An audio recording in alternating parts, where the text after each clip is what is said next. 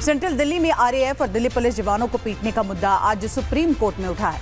लंबी सुनवाई चली, जिसके बाद सुप्रीम कोर्ट ने कई दिशा निर्देश जारी कर दिए हैं। लेकिन एक सुनवाई ऐसे व्यक्ति के ऊपर भी हुई जिसके बारे में पूरा का पूरा देश जानना चाहता है। वो शख्स कौन है? वो है जुनैद। जुनैद ने कई दिन तक जंतर मंतर पर कॉकरोचों को जमकर खाना खिलाया। अब ऐसे में ये सवाल उठ रहा है कि सीमित कमाई वाला ये व्यक्ति यानी कि जुनैद असीमित खाना कैसे बांट रहा था? क्या जुनैद की फंडिंग जो है वो विदेशी ताकत कर रही थी? ये भी सवाल खड़े हो रहे हैं और इसको लेकर हमने आपके लिए एक रिपोर्ट भी तैयार की है। इस रिपोर्ट को देखिए, समझिए कि आखिर क्यों अब जुनैद की इन तमाम हरकतों पर सवाल उठ रहा है।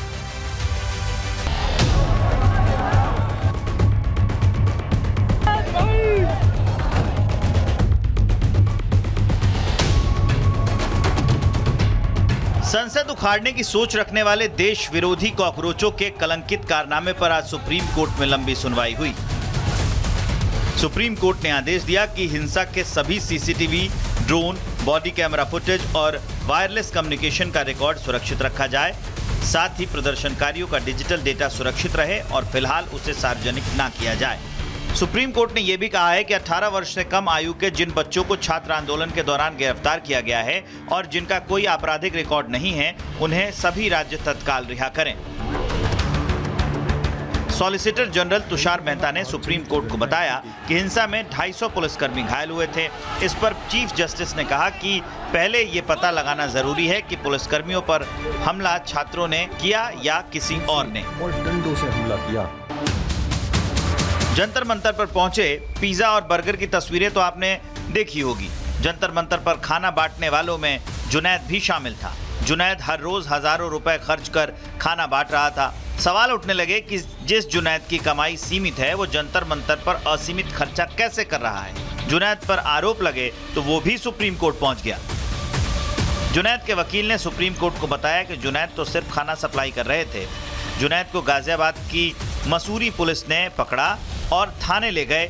जुनैद के परिवार के सदस्यों को भी हिरासत में लिया गया और पूछा गया कि खाने की फंडिंग कौन कर रहा है। जुनैद के वकील ने कहा कि यह काम पुलिस ने कानून के दायरे से बाहर रहकर किया। इस पर सॉलिसिटर जनरल तुषार मेहता ने कहा कि जुनैद पीड़ित नहीं है, ये मामला अलग है। किसी शख्स का पानी पिला देना और खाना खिला देना, और वो भी ऐसे नौजवानों को जो अपने मुल्क के आईनी राइट और कानूनी हुकूक की लड़ाई लड़ रहे हों, ऐसे में एक ऐसे शख्स को जो पानी का और खाने का इंतजाम कर रहा हो, उस पर जुर्म साबित करना और उसको मुजरिम के श्रेणी में लाना, ये कतई तौर पर निहायत अफसोसनाक बात है। ऐसे लोगों पर इस तरीके की कार्रवाई किसी भी सूरत में लोकतांत्रिक और जमहूरी निज़ाम के तहत मुनासिब नहीं है। इसलिए जो भी कार्रवाइयाँ इस तरीके की जा रही हैं, उसको फौरी तरीके पर और फौरी तौर पर बंद करने की जरूरत है। खाना बांटने वाले जुनैद का परिवार भी आरोप लगा रहा है कि मसूरी पुलिस ने बुलाकर उनसे पूछताछ की थी। मेरा लड़का दिल्ली प्रोटेक्टर है और मुझे थाने पूछताछ के लिए बुलाया गया था। पूछताछ कर करके फिर मुझे भेज दिया गया। मैं अपने घर आ गया हूँ। जंतर मंतर की तस्वीरें पूरे देश ने देखी हैं। खाना कहां से आ रहा था, पूरा देश जानता है। सवाल यह है कि क्या वाकई anti social element Jantar Mantar पर खाना बांट रहे थे?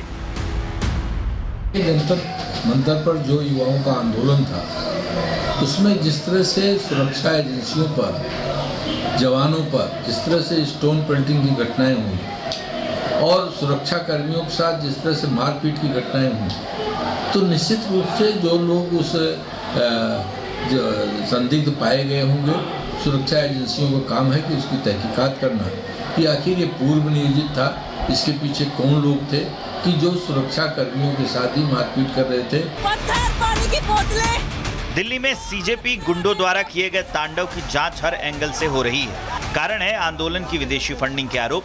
कम से कम देश को पता चलना चाहिए कि कॉकरोचों का दाना पानी पाकिस्तान से आ रहा था या अमेरिका से।